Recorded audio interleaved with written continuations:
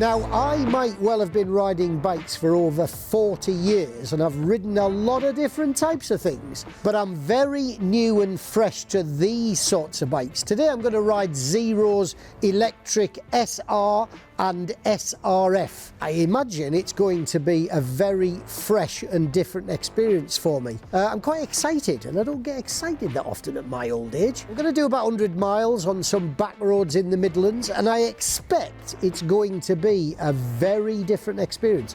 I'll let you know more when I'm done.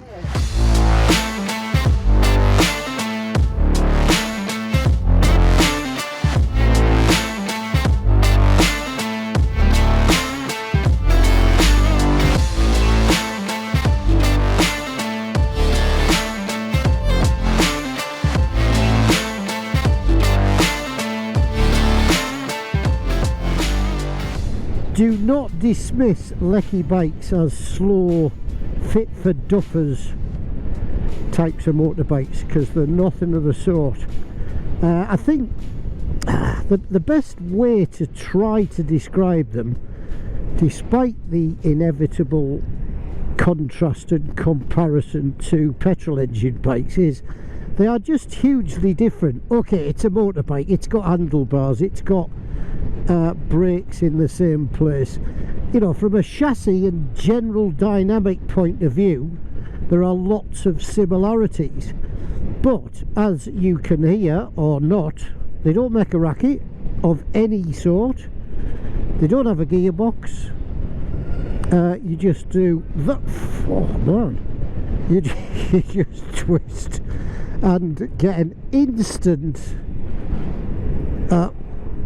just an instant mass of torque to sort of thrust you forward. There's lots to learn and discover, so it's like starting a new avenue of motorcycling in many ways. This one's got about 75 horsepower, but it's got a ton of torque. I'll quantify that later.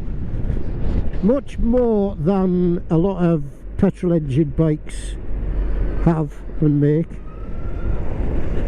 I mean, it's just that it's zero drama. Yeah, read battery life, that's the thing if I was interested in buying one of these. And you know what, I wouldn't dismiss it, that I would be certainly interested, if not concerned about most of all, simply because it's very much what limits the sort of journey that you could make. I mean, I'm doing 200 and odd miles today on my petrol engine bike. I think trying to replicate that it wouldn't be as easy. But I am, for one, getting sick of spending a mini fortune every time I want to fill my tank up. Yeah, it weighs about 220 odd kilos. My NC 750 weighs that, so this idea of them being super heavy and unwieldy is a misplaced thought as well. But I've sort of been thrashing it for quite a bit now, and I've still got 70 odd miles of range left. That'll be a crucial figure to keep your eye on. This is not a this is not a pedestrian motorbike, I tell you. But I'm having to think and concentrate quite hard, such is the acceleration.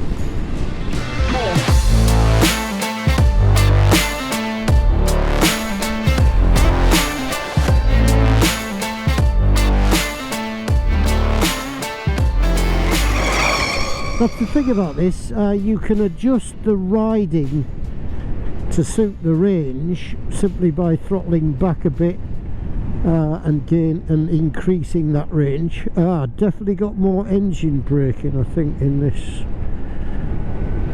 or more regenerative power. Yeah, when you roll off,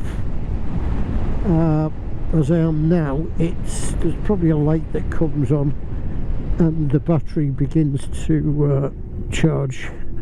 Yeah, I can see that there's a regen. Let's just watch this here. There, it's lit. So, and it serves as a bit of engine braking as well, which I quite like. Yeah, that regenerative feature is yet another clue as to the fact that you cannot learn about everything this bike has to offer in a single day.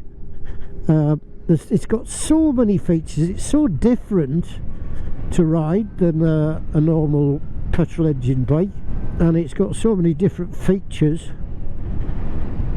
Just the whole concept is a new and fresh one, and I really like it. The key points are it's very different, it's very exciting, it's nothing like you would expect. It's got way stronger performance than you might anticipate, and you're helping to some degree at least, it's not the total answer, to clean up the planet. The fact is, electric vehicles are coming. They're getting more and more popular, and I would say, given the fact this is the longest ride I've ever had on an electric bike, that you shouldn't be dismissive of the fact that they can offer you some fun and reward. Now, just as I expected, I've had a very different and fun-packed day.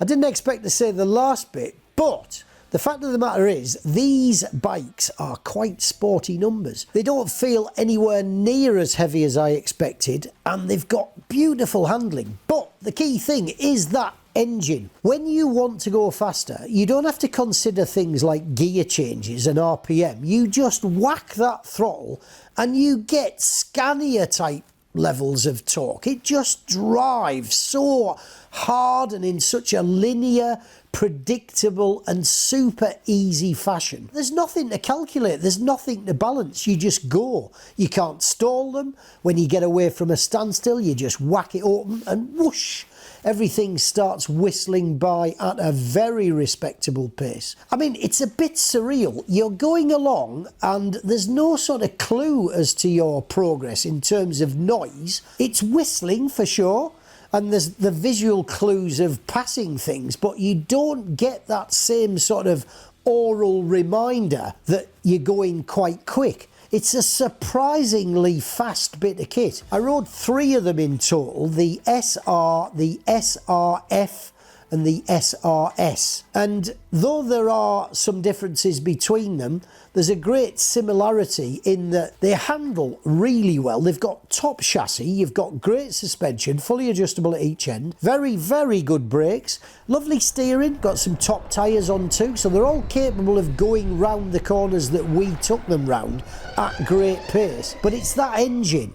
I mean, it makes you giggle. It is so different. It's so surreal. It's very hard to compare it. And in a way, I'm reluctant to do so, to compare it to a petrol engine bike. For sure, there's ample performance, but it's a very different cup of tea. And as a result, you need to assess it very differently.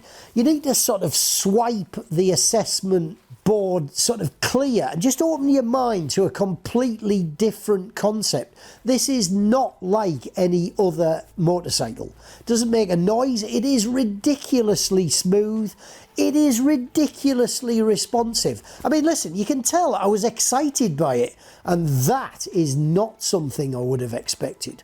I mean, to be honest, I need to ride these bikes a lot more to fully appreciate them. I've got a sort of a basic understanding of what they're all about, and I've got an NC750X petrol engine bike that I hated at first, but I've grown to like a lot more. I don't hate these things at all, but I do believe that my affection for them will grow and grow with further use. I mean, we need to talk about a massive advantage that they have straight away. I've come up on an A road or two, and I'm going to spend about 32 quid in petrol for the journey that I've just made. I've done rough calculations with these things. That same journey will cost me £5 or less. I mean, I rode by petrol stations today just smirking at the £1.70 and more per litre. That's probably a price that's going to go up even higher. Lecky bike users can only giggle at that. And I did feel quite smug as well, because one of the other massive advantages is that you're not polluting the atmosphere with either fumes or noise. On that basis, some people might miss the sound of the engine, the exhaust note. And let's face it, there's a few bikes that really do have a stimulating soundtrack. But I don't know, I was compensated well enough in other areas not to worry about that. It makes a sort of sound all of its own. There's a lot of things that I think people will need to spend a bit of time breaking down. There's an immense prejudice, I think, against electric bikes. You say electric, and I think people just have an immediate connotation with it being really quite slow, dull, designed to save money, but offer nothing else. These bigger capacity ones, or the equivalent of a bigger capacity petrol engine bike, offer a great deal in terms of stimulation. Okay, I'm not going to want to sit on it on the motorway in terms of stimulation for hour after hour. I can't do that anyway without a recharge, but I would do exactly what we've done today. Just take that back route and just revel in that serene speed that it offers so readily, just with that twist of a throttle. Very, very credible motorbike that should not be dismissed. Listen, I'm excited just recalling the time I've had on it. Everybody's got to try one. I mean, look, I've ridden a few weird things in my time, the Yamaha Nikon being one of them. And unless you break down your prejudice at something as different as a Nikon or as different as an electric bike, you're gonna have problems. Get on it with an open mind, and I guarantee within about 100 yards or the very first time that you twist that throttle on any of those zeros that I tried, you will giggle and just completely alter your mindset to what these things are all about.